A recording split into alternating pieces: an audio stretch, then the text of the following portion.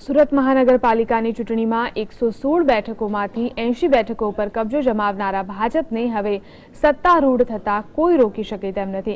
આવા સંજોગોમાં પાલિકામાં મહત્વના હોદ્દા પણ કોણ બિરાજમાન થશે તે અંગે ભાજપના આગેવાનો કશમકશ અનુભવી રહ્યા છે।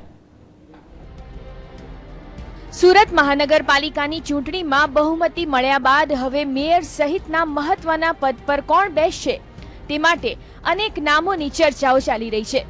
મહાપાલિકામાં મેયરની બેઠક મહિલા અનામત હોવાથી વિજયી નીવડેલા મહિલા ઉમેદવારોમાંથી કોની પર પસંદગીનો કળશ ઢોળવામાં આવશે તેના પર સૌની મીટ મંડાયેલી છે।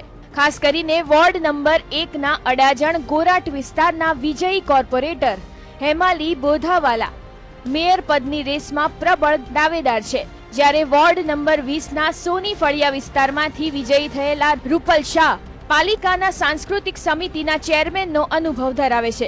જ્યારે મહાપાલિકામાં સૌથી મહત્વનો હોદ્દો એવા સ્થાયી સમિતિના ચેરમેન પદ માટે નીરવ શાહ સૌથી પ્રબળ દાવેદાર છે। નીરવ શાહ 2010 થી 2015ના વર્ષમાં સ્થાયી સમિતિના ચેરમેન તરીકે કામ કરી ચૂક્યા છે। જો કે વોર્ડ નંબર 20માંથી જીતેલા નીતિન ભજીયાવાલા પણ પ્રબળ દાવેદાર માની શકાય। પક્ષમાં તેમનું કદ મોટું હોવાથી તેઓ સ્થાયી સમિતિનો કાર્યભાર સંભાળવા સક્ષમ છે। ઉપરાંત શાસક પક્ષના નેતા તરીકે અનિલ બિસ્કિટવાલા અને દયાશંકર સિંહ વચ્ચે રસાકસી જામી છે।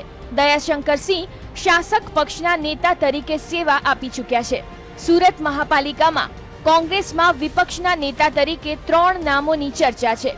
હાલના વિપક્ષના નેતા ભૂપેન્દ્ર સોલંકી સામે પક્ષમાં જ નારાજગી હોવાથી તેમને હટાવી ધનસુખ રાજપૂત વિપક્ષના નેતા બની શકે તેમ છે। કોંગ્રેસે જો પાટીદારોને સાચવવા પડ્યા તો ભાજપ કોંગ્રેસ બંને પક્ષોની સફર કરી ફરીવાર કોંગ્રેસમાં બેસી જીતેલા અશોક જીરાવાલાને વિપક્ષના નેતા બનાવવા પડે તેમ છે અને હાલ પાટીદારોને નારાજ કરવાનું કોંગ્રેસને પાલવે તેમ નથી।